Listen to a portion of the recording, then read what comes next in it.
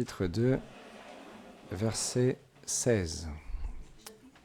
Chapitre 2, verset 16, c'est à la page 30. Mais avant de commencer, on va réciter un mantra. Vous pouvez répéter après moi.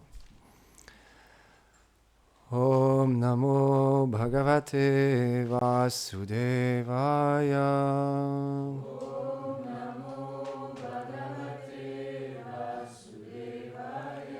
Om Namo Bhagavate Vasudevaya.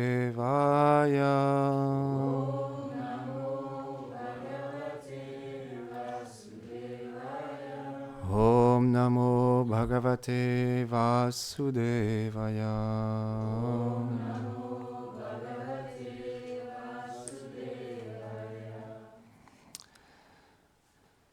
Nasato vidyate bhavo. Nabhavo vidyate satam. Ubayo api drishto nitas. Tvanayos tadva darshibi. Traduction. Ce qui est temporaire, comme l'été et l'hiver, n'a pas d'existence durable. Et ce qui est éternel, comme l'âme, n'a pas de destruction. Ceux qui connaissent la vérité ont atteint cette conclusion en délibérant sur ces sujets. Commentaire. L'âme est éternelle et immuable, alors que le corps matériel grossier, qui le recouvre, est en constant changement et est temporaire. Il doit être abandonné au moment de la mort. Quand le temps passé à vivre dans ce corps est écoulé pour l'âme, seule l'âme libérée de l'ignorance peut réaliser qu'elle n'est pas sujette au bonheur, au malheur et aux transformations que subit le corps. Elle est différente des enveloppes qui la recouvrent. Elle est éternelle et immuable.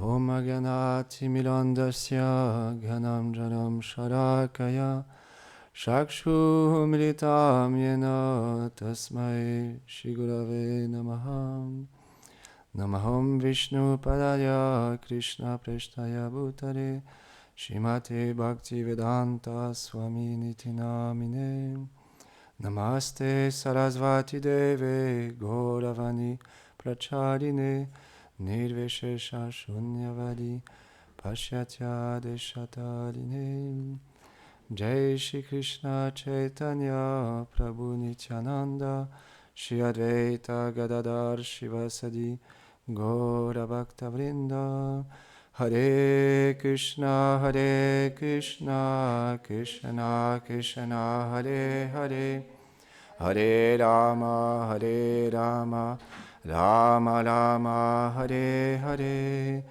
Vrindaye Tulasi Devyaye Priyaye Keshavasya Cha Krishna Bhakti Pratadevi Satyavate Namo Namaha Vanchakarpatarubhyacha Kripa Sindhubhyahevacha Patitanam Pavanebhyo Vaishnavebhyo Namo Namaha. Avant de commencer à parler, j'implore les bénédictions de notre filiation spirituelle, Srila Prabhupada, Gurudev, toutes les dévotes et les dévots ici assemblés, pour pouvoir glorifier le Seigneur suprême Shri Krishna. Donc la Bhagavad Gita, c'est un livre essentiel dans notre vie pour comprendre les questions existentielles de la vie. Pourquoi sommes-nous ici ? Qui sommes-nous véritablement ? Et qu'est-ce qu'on doit faire dans ce monde ? Et quel est notre lien avec le divin ? Parce que, comme Gurudev expliquait l'autre jour, bien que les scientifiques ils essayent de trouver des réponses à la création de l'univers, depuis des temps immémoriaux, ils se posent des questions, ils essayent d'analyser, on voit qu'au jour d'aujourd'hui, même les scientifiques, ils acceptent qu'il y a quelque chose de supérieur à nous, qui est à l'origine de cette création.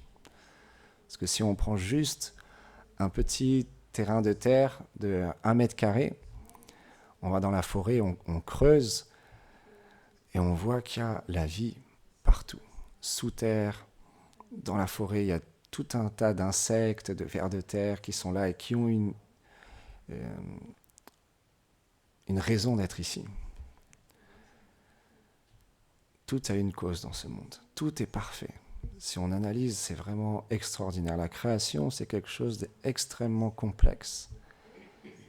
Donc, il y a une intelligence, les scientifiques ils appellent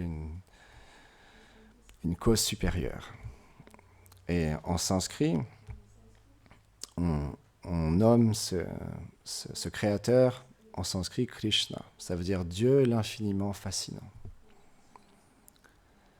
Et on peut voir à travers toutes les religions, Dieu a différents noms. Et ici, dans ce temple, on appelle cette filiation spirituelle, c'est en Inde, on parle souvent de l'hindouisme. Mais ce terme-là, il a été amené par les Anglais quand ils ont envahi l'Inde. Et nous, spécifiquement, on est ce qu'on appelle la Brahma Madhva Gaudiya Sarasvat Sampradaya. Donc c'est toute une lignée spirituelle de grands maîtres et disciples qui ont transmis cette connaissance depuis le Seigneur suprême directement. Et donc ici, la Bhagavad Gita, c'est Dieu lui-même, Krishna, qui était présent sur cette terre il y a plus de 5000 ans, qui parle à Arjuna, qui était un grand guerrier, extrêmement puissant. Dans les temps anciens, les temps védiques, les guerriers, les chefs d'armée, ce n'étaient pas ceux qui restaient dans leur bureau, qui étaient sur leur ordinateur, qui envoyaient des messages, des directives et qui disaient tel régiment, allez à tel endroit, faites ça, tel soldat fait ça, etc. Non, ils étaient aux premières lignes. Et ils se battaient contre des milliers de personnes en même temps.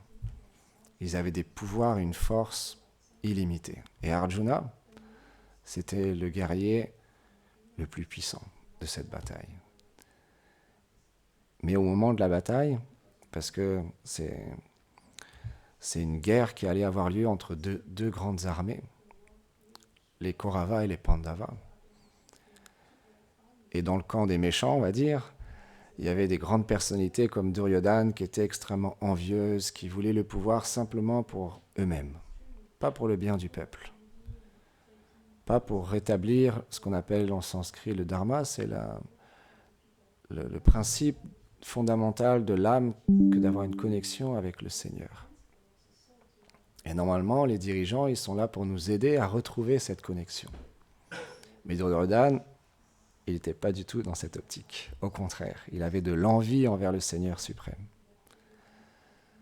Mais de l'autre côté, les Pandavas, qui étaient 5 frères, dont Arjuna, ils avaient toutes ces qualités pour gouverner le royaume d'une manière parfaite. Donc il y a eu une querelle entre ces deux grandes armées, et Duryodhana, il voulait faire aucune concession, donc il n'y a pas eu d'autre alternative que cette guerre eut lieu. Donc, juste avant que la bataille commence, Arjuna, qui se trouve sur le champ de bataille, sur son chariot avec toutes ses armes, parce qu'à l'époque, c'était des chariots qui étaient vraiment très très grands. Et il y avait plein d'armes sur son chariot. Et il avait nul autre comme cocher que le Seigneur suprême, Krishna, parce qu'il était aussi son ami. Et à ce moment-là, Arjuna, il se pose des questions. Il se dit, mais pourquoi cette bataille ? Est-ce que vraiment je vais atteindre le succès ? Je vais être heureux si je me bats contre cette armée. Donc il est en train de redéfinir le succès. Est-ce que cette bataille va me donner le succès dans la vie ? Et bien sûr, comme des grands sages ont commenté, c'est-à-dire qu'ils ont expliqué en profondeur cet événement, ils nous expliquent que Arjuna, il n'est pas un être ordinaire. Il est dans cette illusion pour nous apprendre comment nous-mêmes nous poser des bonnes questions, comment nous-mêmes agir dans ce monde à travers ce savoir que Krishna va lui révéler. Et tout de suite, il est perdu, il se pose des questions, et c'est expliqué, il lâche même son arc, ses flèches, il met son genou à terre, il est prêt à quitter le champ de bataille. Il est dans une crise existentielle. Pour redéfinir le succès. Parce que c'est un point qui est super important pour nous. Qu'est-ce qui va nous rendre heureux dans la vie ? Par exemple, si on prend 2 élèves de classe, David et Sarah. Le professeur il dit « Ok David, pour toi, quel est le succès de ta vie ? Qu'est-ce que tu veux faire de ta vie ?» Et là, David, il dit « Moi, je veux avoir 360 millions de dollars sur mon compte. Je veux avoir une centaine de voitures, 5 villas, une piscine. C'est ça. Si j'ai tout ça, ça sera le succès pour moi. » Et le professeur, il va dire « Et Sarah, qu'est-ce que tu veux faire de la vie ?» Elle va dire « Moi, je suis très simple. Je veux juste marier David. » C'est une blague, hein. Mais c'est ça qu'on nous enseigne. Si on a de l'argent, du pouvoir, on va être heureux. C'est ce que ce monde nous propose. Mais on peut voir, il y a tellement de riches personnalités, tellement de stars qui, malheureusement, ils ont tout ce qu'ils veulent. Ils ont de l'argent, du succès, la renommée, et pourtant, ils ne sont pas heureux. Pourtant, ils dépriment, et même certains se suicident. Parce que le véritable bonheur se trouve à l'intérieur de nous. Extérieurement parlant, on peut avoir tout ce qu'on désire. On ne sera jamais satisfait. Krishna, il explique à Arjuna que cette concupiscence, elle est insatiable. Elle ne pourra jamais être comblée. Parce qu'on n'est pas fait pour ça. Comme explique ce verset, ce corps, il a un début, il a un milieu et il aura une fin. C'est quelque chose qui est inévitable. On peut même avoir tous les plus grands chercheurs du monde qui essayent de réduire la vieillesse ou de nous permettre de faire la chirurgie esthétique pour ne pas trop vieillir, pour continuer à être plus ou moins beau. Enfin, après, voilà, si on regarde certaines personnalités, je ne sais pas pour vous, mais ce n'est pas forcément que ça rend plus belle ou plus beau. Mais bon, ça, c'est un autre sujet. Mais en tout cas, le corps, il vieillit. On ne peut pas récupérer une seule seconde qui est passée dans ce monde. On peut être le plus riche du monde, on ne pourra pas le racheter cette seconde-là. C'est impossible. Et donc ce corps, on passe de l'enfance à la jeunesse, puis à la vieillesse. Ce corps, il change. Et un jour, on va devoir le quitter. C'est inévitable. C'est pourquoi Krishna, il explique à Arjuna qu'on doit nourrir l'âme. C'est comme, on prend souvent cet exemple, quand on est dans la voiture, on monte dans la voiture, on est le conducteur. Et effectivement, la voiture, elle a besoin d'être entretenue pour qu'elle fonctionne, elle a besoin de réparation parfois, c'est quelque chose qui est normal, où on va à la station essence et on met du gasoil ou de l'essence dans la voiture pour qu'elle fonctionne. Mais quand on rentre dans la voiture, on ne se dit pas « je suis la voiture ». Non, je suis le conducteur qui amène la voiture d'un point A à un point B. Mais en fait, c'est la même chose avec le corps. Ce corps, c'est comme un véhicule qu'on a besoin d'entretenir, on a besoin de manger, de dormir, bien de se reposer, bien boire, être en bonne santé, pour pouvoir agir dans ce monde. Mais le conducteur, c'est ce qu'on appelle l'âme, l'atma. Et elle, qui nous sommes véritablement, l'âme, Krishna, elle explique, elle est éternelle. Elle ne peut pas être tuée, elle ne peut pas être séchée, brûlée, manipulée. L'âme, elle ne peut pas souffrir. Parce que l'âme, elle est faite, qui nous sommes véritablement, on est fait de Sat Chit Ananda, d'éternité, connaissance et de félicité. C'est pourquoi on cherche à être heureux, à être en constante félicité. Et c'est normal parce qu'on est fait pour être toujours heureux. Et pourquoi on se pose des questions dans notre vie et pourquoi on commence une vie spirituelle, justement, une des raisons principales, souvent, c'est parce qu'on souffre. C'est parce dans notre vie, il y a plein de choses qui se passent. On perd notre travail, on a perdu quelqu'un qui nous est cher, ou simplement, on ressent la souffrance à l'intérieur de nous. Et cette souffrance, on n'arrive pas tout seul à s'en extirper. Et on cherche une solution. Et c'est pourquoi, comme Arjuna, en se posant des questions, on vient rentrer en contact avec une spiritualité qui nous amène des réponses. Parce que justement, Krishna, il n'a pas dit à Arjuna d'arrêter de se battre. Parce que pour lui, il se disait, si je me retire, alors je serai heureux. Mais Krishna, il lui a dit, non, tu dois agir pour moi. Et c'est en agissant pour moi que tu trouveras la félicité. Donc c'est quelque chose de très simple. On continue à vivre dans ce monde, on continue à travailler, à avoir des relations, à agir, mais en lien avec le divin. Et en faisant ça, on trouvera une félicité intérieure, bien plus grande que tout ce qu'on a pu expérimenter dans ce monde. Parce que les grands sages qui ont réalisé leur véritable nature et qui ont réalisé leur connexion avec le divin, ils goûtent cette félicité à chaque instant. De plus avoir aucune anxiété. Toujours en paix. Plus d'envie. Plus d'ennemis. Imaginez-vous, plus aucun ennemi. Par exemple, il y a des grands saints, comme dans d'autres voies spirituelles, comme Saint François d'Assise, qui voyait la vérité chez tous les êtres vivants. Même chez l'oiseau, chez l'arbre. Parce que chaque entité vivante dans ce monde, il y a l'âme et l'âme suprême qui se trouvent.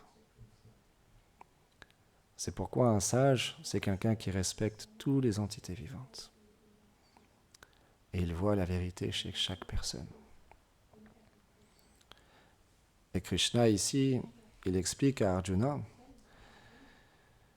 que ce corps, il est temporaire, que comme l'été et l'hiver qui viennent et qui partent, il n'y a pas d'existence durable. Donc, comme on l'expliquait, on doit prendre soin du corps pour être en bonne santé, pour pouvoir pratiquer une vie spirituelle et continuer à faire nos devoirs, continuer à travailler, s'occuper de notre famille, tout en ayant une relation avec le divin. Parce qu'à travers cette relation, c'est comme se brancher à la centrale électrique. On reçoit la connexion la plus grande. Parce qu'il est à l'origine de toute chose. L'amour qu'on peut ressentir et qu'on peut découvrir à travers cette relation, elle est bien plus grande que tout ce qu'on a pu expérimenter à travers les relations de ce monde. C'est pourquoi, à travers la spiritualité, et nous particulièrement, ça se passe à travers le nous. Comme on a fait depuis ce matin, on chante les noms divins. Parce que c'est expliqué dans les Védas que le nom du Seigneur n'est pas différent de sa personne. Donc quand on chante son nom, on se connecte à lui. Et à travers ce processus, graduellement, on redécouvre notre véritable nature et notre lien qui nous unit avec le Seigneur. Et c'est pourquoi dans un temple, on se lève tôt le matin, on chante, on danse pour le plaisir du divin. Et le divin est présent sous la forme de la déité. Et ces formes ne sont pas juste des formes ordinaires, c'est la forme du Seigneur suprême directement, qui a été décrite par tellement de grandes personnalités qui ont eu l'expérience transcendantale de qui est le Seigneur suprême, à quoi il ressemble, quel est son nom et quelle est sa famille. Parce qu'on prend souvent cet exemple, si nous on peut avoir des relations, si nous on peut avoir une famille, pourquoi le Seigneur ne pourrait pas avoir une famille, des relations? Pourquoi il y aurait quelque chose que nous avons que lui ne pourrait pas avoir? Le Seigneur, il est illimité. Il peut tout faire. Donc ici, c'est la famille du Seigneur suprême. On retrouve Nanda Maharaj, Yashoda, qui sont les parents éternels du Seigneur, avec son frère Balaram, son ami Subal, ses vaches, parce que le Seigneur, il aime tous les animaux, et spécialement les vaches, et sa compagne éternelle qu'on appelle Shri Radha. Et de l'autre côté de l'autel, c'est le Seigneur suprême qui est revenu dans ce monde il y a 500 ans, sous la forme de Gauranga et Nityananda. Et c'est le Seigneur qui vient en fait partager son nom. Parce que dans cet âge dans lequel on vit, c'est très difficile de rester en méditation pendant très longtemps. Ou dans les temps anciens, il y avait différents processus pour adorer le Seigneur. Mais dans l'ère dans lequel on vit, notre mental est très vite agité, notre corps est très vite fatigué, et on a besoin d'une méthode simple, extrêmement simple. Et donc le Seigneur est venu, il y a 500 ans, pour nous donner la méthode la plus simple. Simplement en chantant ce mantra. Hare Krishna, Krishna Krishna, Hare Hare, Hare Rama, Rama Rama, Hare Hare. On peut atteindre la perfection. Et ce chant, il n'y a aucune règle stricte. On peut le chanter n'importe où. À notre travail, dans notre voiture, sous notre douche, en marchant dans la forêt. Récemment, on a des amis à nous qui nous ont envoyé un petit message très gentil. Ils sont ensemble en vacances en ce moment au Maroc et ils écoutent les mantras. On a enregistré un album il y a quelque temps et ils écoutent les mantras et de cette manière-là, en même temps, ils sont en vacances et en même temps, ils écoutent les mantras. C'est quelque chose d'incroyable. Parce que partout, on peut se connecter au divin. Et il y a aussi ce qu'on appelle cette pratique spirituelle qu'on appelle la sadhana, où tous les jours, on reçoit du guide spirituel un nombre de japa. On récite ce même mantra qu'on vient de chanter tous ensemble sur un chapelet. On peut voir dans toutes les traditions, il y a souvent un chapelet où on récite les noms du Seigneur dessus. Chez les musulmans, les chrétiens, il y a ce même principe. Et nous ici, on chante ce mantra. Alors certains, on chante 8, 16, moins, certains 32, 64. Il y a 108 perles en fait, et sur chaque perle, on récite le Maha-mantra. Hare Krishna, Krishna Krishna, Hare Hare, Hare Ram, Ram Ram, Hare Hare. Et ensuite, on passe à la perle suivante. Et ainsi de suite jusqu'à faire 108. Et donc ça fait un tour de japa. Et c'est notre pratique spirituelle qui nous permet de se connecter à qui nous sommes véritablement et quel est notre lien avec le divin.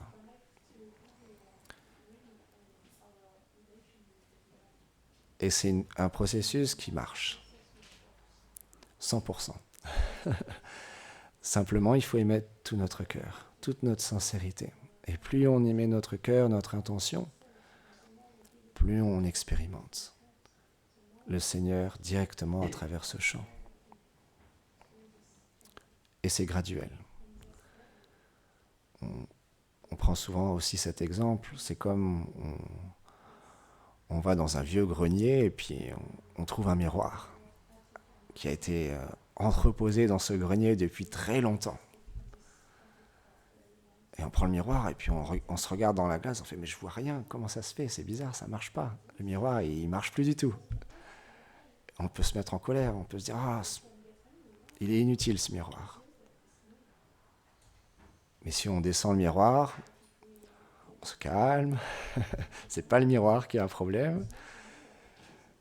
Simplement, ça fait longtemps qu'il était dans ce grenier, très longtemps. Donc il y a une grosse couche de poussière.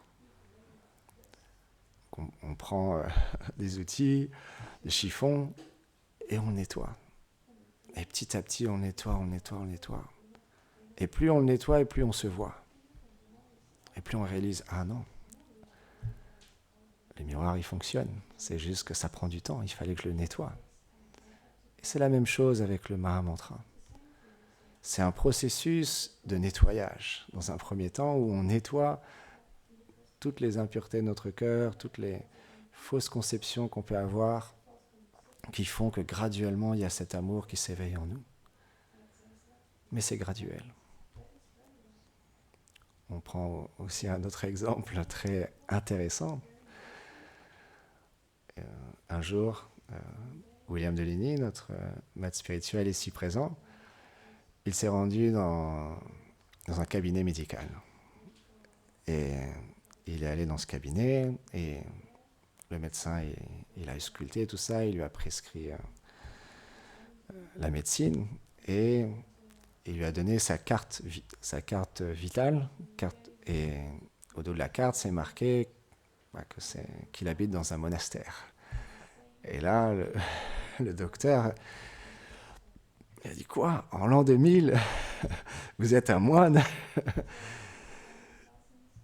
Il trouvait ça un peu étrange, un peu bizarre. Et William, il a dit vous n'avez pas honte. Carrément.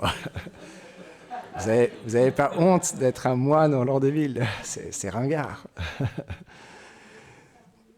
Et avec gentillesse, il a approché, il lui a dit mais si vous voulez, je vous explique ce que je fais et Gordon, il va raconter. Parce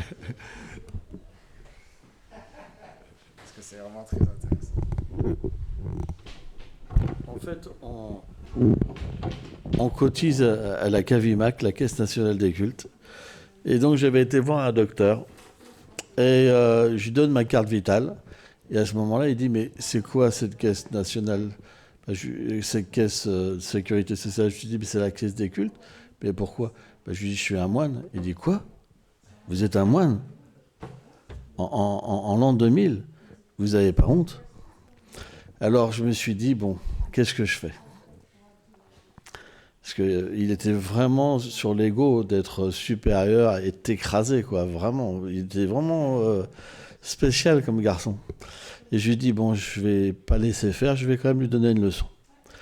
Et je lui ai dit, d'accord, je vais vous prouver que Dieu existe. Et à ce moment-là, il était sur sa chaise et il a comme reculé de sa chaise contre le mur. Il a dit, non, non. Je dis, si.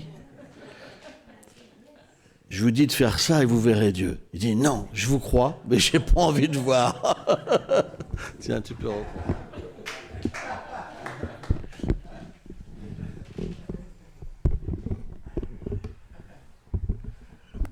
Donc ça montre bien que que ça fonctionne. Simplement, c'est une question de désir. C'est une question de désir et de patience. On doit cultiver la détermination et la patience en même temps. C'est pourquoi une vie spirituelle, c'est quelque chose de très, très joyeux, très remuant en même temps. Mais quand on fait un pas vers le Seigneur, on ne revient jamais en arrière. Parce que c'est notre lien qu'on retrouve. On redevient auprès de celui qui nous aime le plus, auprès de la personne qui nous accompagne depuis tellement longtemps, qui est notre meilleur ami et il nous connaît mieux que nous-mêmes. Donc quand on retrouve cette relation, il n'y a pas de retour en arrière. C'est juste un cheminement où on continue encore et encore et encore à travailler sur nous, à cultiver cette dévotion, cet amour envers le divin. Et ça se passe à travers ce chant, à travers le service. C'est pourquoi aussi, tout au long de la journée, dans une communauté, on accomplit ce qu'on a à faire du service. On va faire du nettoyage, on va cuisiner, chanter, danser. On va aussi faire des travaux. Je dis ça parce que juste après, je rejoins Damien pour aller faire des travaux, pour entretenir les bâtiments ou pour changer différentes choses. Il y en a qui vont couper des légumes juste après. Ananda Renavan, il va couper des légumes juste après. Il y en a qui font des mèches, la couture. Kamala Manjari a fait la couture. La mise en page. Radha, elle est en train de finir le magazine. Gurudev, l'écriture. Il passe ses journées entières à écrire, commenter, pour nous rendre accessibles ces merveilleux livres. Et Laïta Saki, c'est la super correctrice. Chacun a son rôle dans la communauté. En fait, ce qui est intéressant dans une communauté, c'est que tout le monde peut trouver sa place. Tout le monde peut vraiment trouver sa place. Parce que chaque personne a la possibilité d'engager sa nature au service de la communauté, au service du divin. Et le centre de la communauté, c'est les déités. C'est le Seigneur qui vient sous cette forme de la déité. Donc c'est pourquoi on se lève tôt le matin, il y a tout un programme, des chants, et après tout au long de la journée, chacun va à ses occupations, à ses différents services. Et on se retrouve le midi pour honorer les restes du Seigneur, ce qu'on appelle le prashad. Et c'est une vie merveilleuse. C'est juste une question d'expérience. On va s'arrêter ici. Go Plamande Hari Bo.